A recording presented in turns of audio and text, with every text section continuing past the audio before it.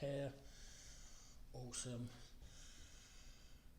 It's hot, ladies and gentlemen. It's hot. It's very hot, and my name is LeftyNoHands. LeftyNoHands and DDB presents Ketchup for the Soul. A video, and it's not rooftop. How beautiful is that? It's not rooftop. But I have someone with me. Hello. All right. How are you? I'm good. I'm just carrying around chairs like normal. I know. You're doing very good at it. You could have got me one so I can put my feet up. Lovely. Oh, no. No, Dan. I'm joined by a comic guy. Dan. It's on it. It's you. It's him. This is take two. I'm going to have to say it. This is take two, isn't This it? is because the second first appearance. this is on the camera. second first appearance on camera. Last time it was a gift that keeps on giving. This time I'm just taking the piss by getting you here another day, innit? Well, you know how far I have to walk to get here. He travels the land. What a wide Pushing land. chairs around. Oh yeah, just nothing but pushing chairs around the land. Awesome. Cheers. It is really hot. Last couple of days, it's been fucking ridiculous. That's just the temperature. I'm not even going to get. That's actually what it said on the temperature gauge. Oh, what? Like the thermometer? Yeah. You tap it and it It was does. like the cartoon.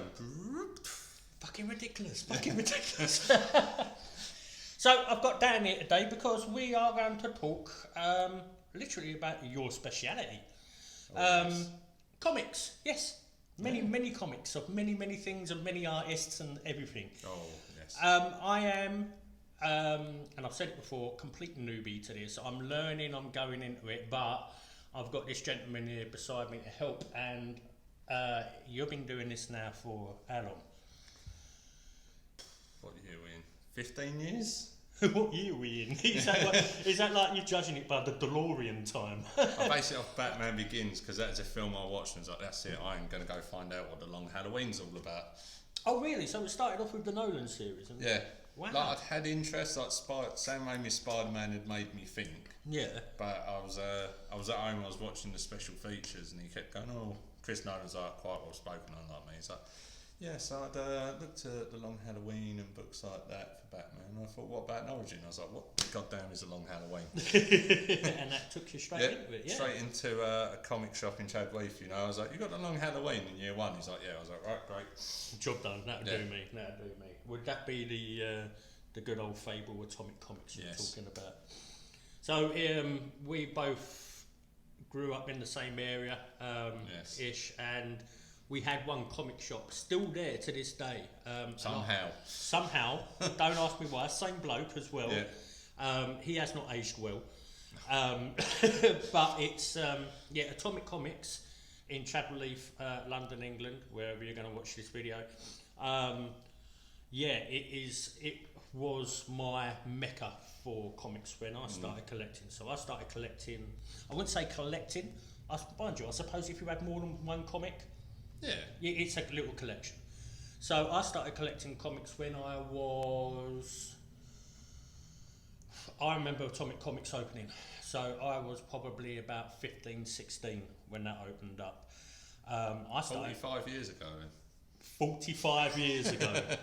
I'm not even 45, so that's fucking great. Cheers, dude. Much love. Yeah. So I started collecting just as you would do as a kid that age, not really knowing much about comics or other characters. So I went straight in for Captain America. Yeah. But I was collecting the old, like when he was fighting Red Skull, when he was a Nazi and all that kind of crap. There was a lot of the 70s books, because he becomes like US agent and a bit more. Yeah, well, I got the US agent. I started getting into that because that was the black suit with the stripe going across there. So I started collecting them, and then I was gutted because there's them Bloodstone comics that went on the auction. So I had the Bloodstone collection. That was Crossbones. Crossbones. Yeah. That was my first ever purposely got set of books. Yeah. I had 1 to 6, and I made sure and hunted down that I had all of them. And then from there, kind of just spangled off into other kind of things. But I only really just collected certain comics, but we'll get into that. We'll get into that with that on your podcast. Yes. So I'm just giving you a little hint there. All right, I am going to be doing a little thing with Dan for his podcast very soon. And we're going to be talking about a specific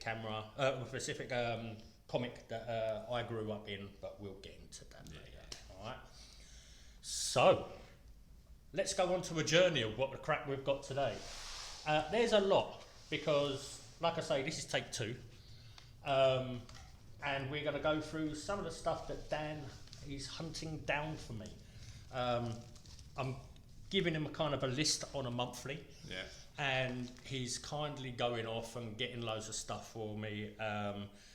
And they're all fucking great. They're all great. Wandering around like a kind of nomad, just like, have you got? Yeah, do you have this one? And mostly what I'm doing is just kind of, I'm reading articles or just seeing stuff on... It's a dartboard effect. Dan, I saw something. Can you find it for Yeah, us? yeah. And Yes. can I have that run, please? And all that lot. So it's kind of... Oh, that's a memory, that one. That one is great, isn't it? Shall I pick it up and show him? Yeah.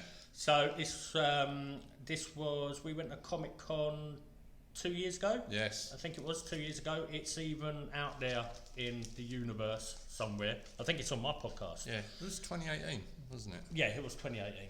Yeah, your was. podcast, but I ended up getting you to help me do the interviews. That's right. Yeah.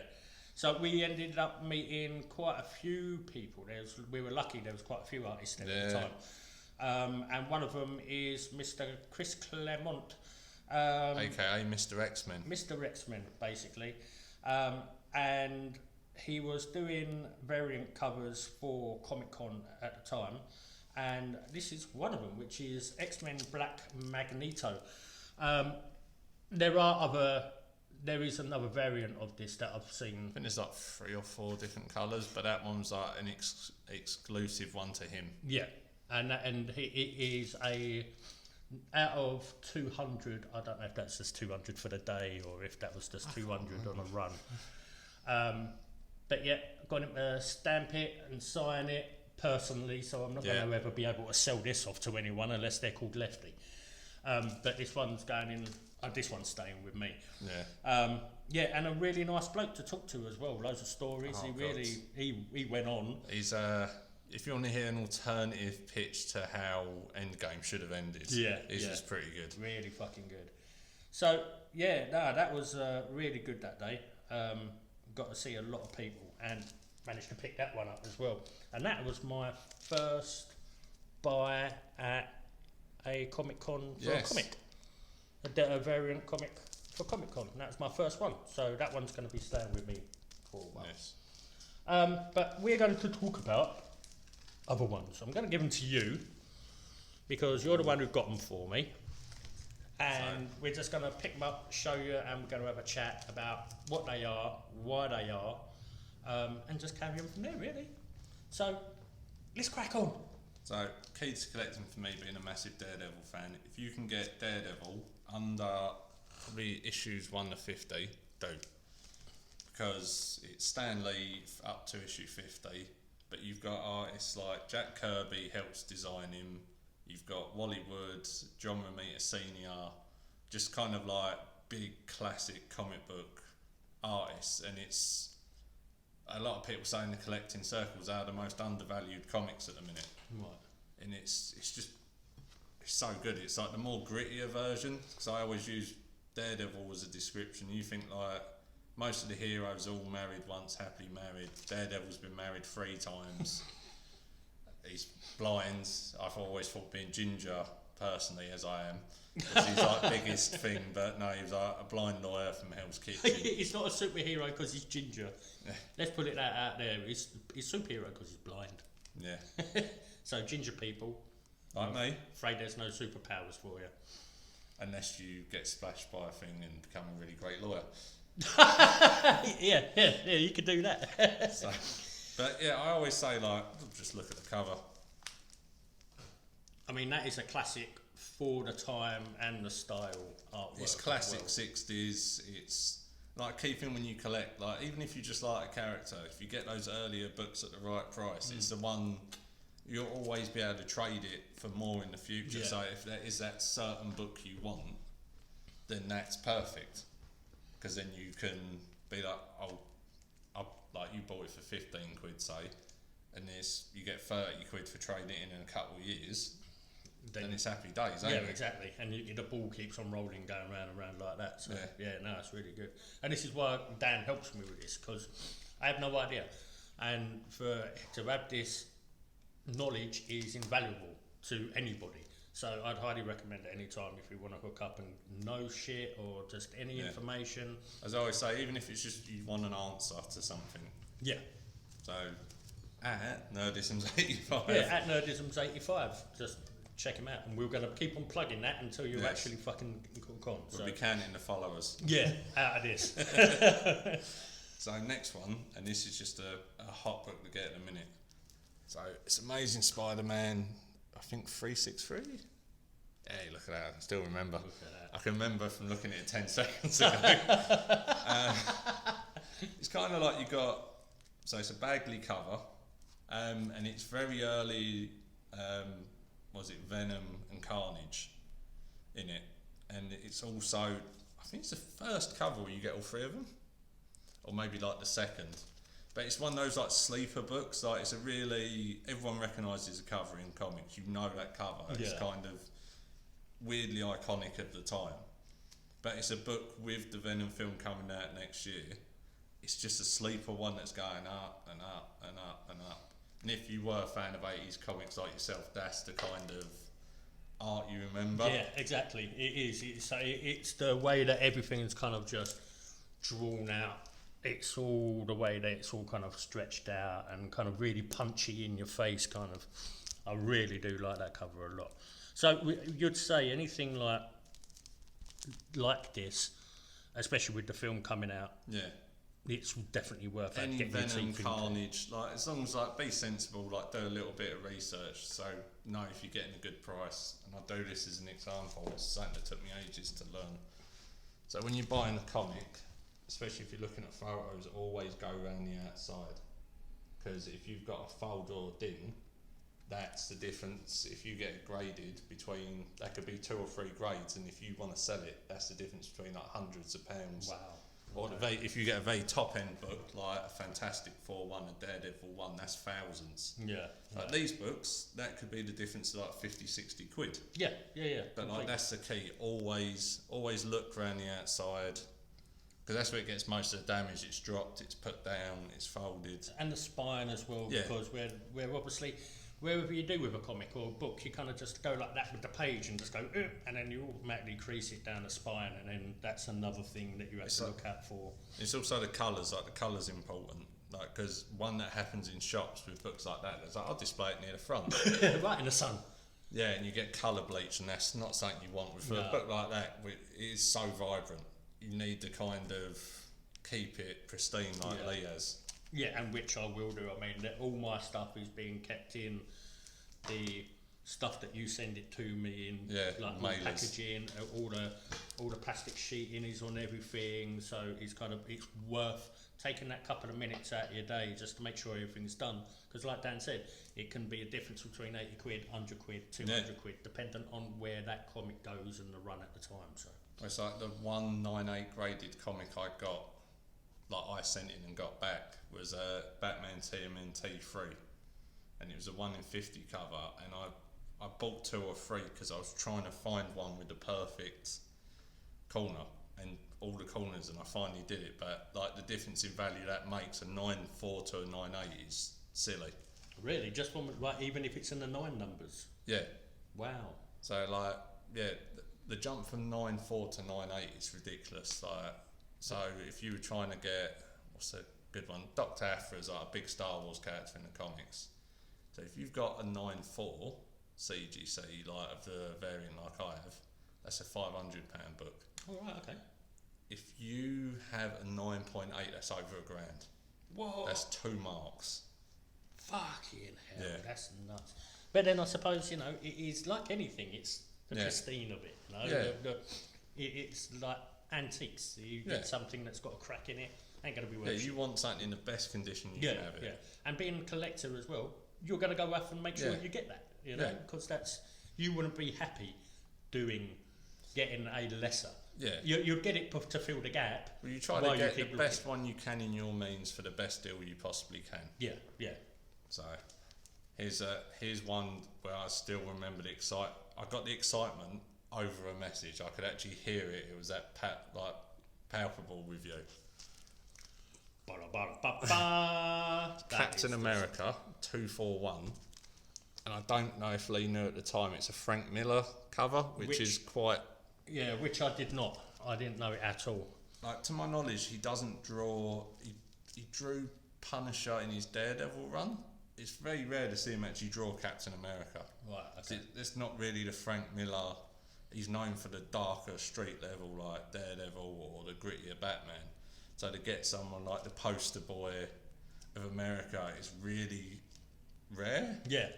And I think that's what, like you say, dark and gritty. Which really done it for me on that is the shadowing, the way that it's all. Even though the colours are there and it pops, you can tell the way that it's done. It's done differently.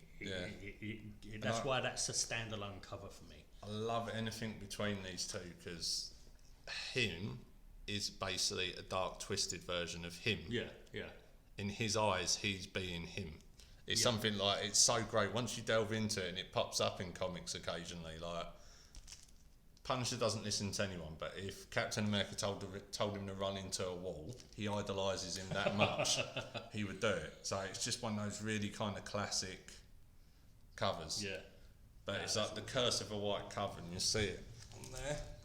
It's like it's near on impossible to get like a 9.8 because you've got a little bit of like wear, but it's so hard, like especially books from the 80s because grading wasn't really a thing. No. So you read it and enjoy it, but like to get a white cover now, you'd have to buy 2 copies, read one, immediately bag it and send it. Yeah.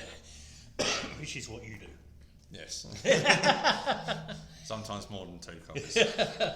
But right, next one, which I knew nothing about, and you know quite a lot about. Miracle Man. This is kind of like Alan Moore's baby. Like Alan Moore, V for Vendetta, Watchmen, Killing Joke, Swamp Thing's baby. Right. So originally, it was a Charlton's comic, which is a British company. And it's basically their version of doing the American ones cheaper, like they would rename the characters, and it's what Alan Moore started reading. So when he had a tiny bit of sway in the comic world, like you can see it's a clip, so it's not a major label. So he kind of took the characters, like what happened if it was 30 years on? Like the characters have aged in real time.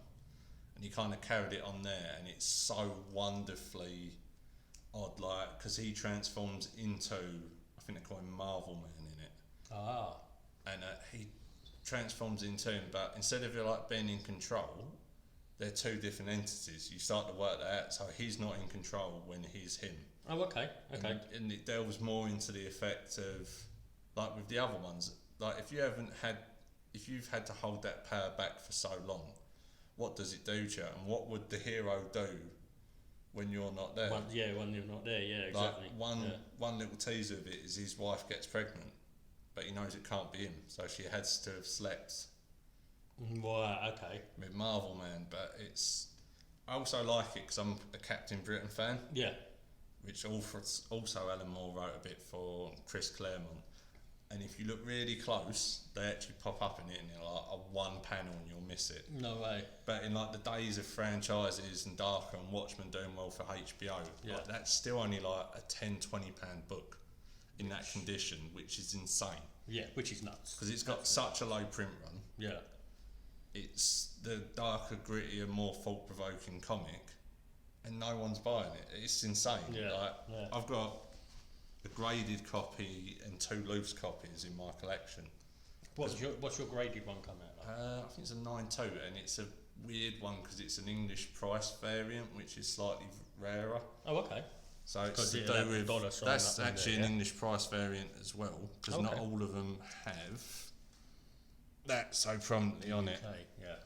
So, but it's just a pucker one to have. Lovely. And I'll use the invisible segue to get into the next one. Alan Moore Swamp Thing. Hey. There's a lot of talk about Justice League Dark. Yep. And that is their first cameo appearance. And they're all in that one, yeah? Yeah. A lot of people are going after 50, but it's like the Wolverine thing. Wolverine's first appearance is 181, but the cameo is 180. But now, because people can't get the 181, the 180 creeps up in value. Right, gotcha. So, okay, yeah. But yeah, won't go too much because I'll start Justice League. There's not a lot about them, but the next one is Swamp Thing again. This is I love this cover. This is just such a fun, and just because of who's on it. You've got Swamp Thing and Batman. And Kevin Smith always says this is his one of his favourite comics because there's a brilliant Lex Luthor exchange in it. Ah, right, okay. So someone's trying to stop Swamp Thing, so they pay $1 million in the 80s for 5 minutes with Lex. And you're cutting between what's happening with Swamp Thing and Batman, and this guy talking to Lex, and Lex doesn't answer. He's like, that damn writing something. There's the 5 minutes up. He's like, you're not going to help me? He's like, no, there's your plan. That's all you paid for. And just walks out. It's such a brilliant moment. That's so good. Such Lex. But yeah, it's such a good book to get hold of. Like the cover. Yeah, it's writing. Wonderful. I mean, I'm going to get closer with that. I mean, the colours and everything on that is just great. And again, it's the old style of like the way that stuff's done and drawn. There's no... It's popping without having them that kind of being drawn to pop. I know it's just lovely. It really is. That's cool. Me like. And the other rule of the guy who owns the comic shop I frequent the most, Ian of Comics and Fantasy. The rule of thumb: if you can get a Fantastic Four cover under 100, just get it. So. Because it's got most of the first appearances and just that cover. Like you've got Spider-Man 4, Daredevil, Mr. Fantastic, The Thing, Human Torch, and as we always debate, me and Lee, is the Invisible Woman there? That's true. Is she even there? She could Who be. knows? You know? But it's like classic Kirby. It's just... Kirby's art is something I also appreciate when you get older. Because it's so... It's very much of a style, it's detail, but when you flick through the panels, he fills every single bit of the panel with detail. And it's just like anything under 1 to 100 of Fantastic Four is like if you're starting to collect like you are. Yeah. Volume to 200, it's just worth getting. Like even if you're just specking about the MCU, the Fantastic Four, there's so much potential because that's Marvel's first family. That's Stan's first comic. Everything stems out of this. But and it's very rare you get Kirby draw Daredevil. It's just not a character he does. He does, yeah. I think he's maybe on like 3 or 4 Fantastic Four covers and maybe the first Daredevil. Oh wow. He draws him on. Okay. So like he's in the comics, like in those ones, but there's just not a lot of him. So for me, like being a Kirby fan, being a Daredevil fan, and especially when you like the Fantastic Four as well. Kind of everything just beautifully comes together. Like everyone thinks of the films, but that's like when you delve a little further, like they do so much. There's so much that goes on, like, and it is like it's a close family. So the fights they have, you know that feeling, like you can have the little squabbles that snowball. You're trying to find your place in the family. It's just such a good. No, that's story. wonderful. Yeah. No, so that was my first little hunt down from yourself, and that was wonderful. Really was. I'm looking forward to the next vlog, which he's going to show me. We'll do that as a part 2, I think. We'll give you a hint. Yeah, well, we'll give you a little hint now. Well, Dan we'll give you a little hint in exactly where we're about to go with. I don't know if you got to actually see that. I tell you what, pause it or something, and then if you get to see that, then well done. So this is part 1. Part 2 is going to be up very, very shortly, and thank you for coming. Part 2 will be recorded straight after this, but put up. Yeah. We're not that bad that we just wear the same clothes every day. Maybe you're not, but I was trying to. I know I do. I was just wondering. Oh no, I am as well. No, we're good. Yeah, no fresh clothes. Straight out of the washing basket, straight back on. It's all good. Give it a shake out and win the 5 minutes. Out of the washing basket. If they can't walk in yet, then they're fresh. They're just fresh. Awesome. So thanks very much, and we'll be doing part 2 soon. So catch up for the soul. Nerdism Dan, go and check them out on Twitter, and go and check out Comic Book and Fantasy. They're on Facebook. That's the best place to find them. They're on Facebook. They do auctions on the Friday. If not, they always manage to try and get one. And they have a link for their eBay on the page. And which I have done. If you go onto their Facebook, it will link you straight onto the eBay site, and you'll be able to check all the stuff on there that they've got. So I highly recommend that as well. Lovely people. I've gotten to speaking to them over the last couple of weeks. Yeah. We're really slowly bringing you into slowly dragging me into this. So yeah, please go and check them out as well. So I'm LeftyNoHands. This is DDB Presents Sketch Up for the Soul. Thank you very much for joining us. This is part 1, and we'll see you for part 2. That's cool.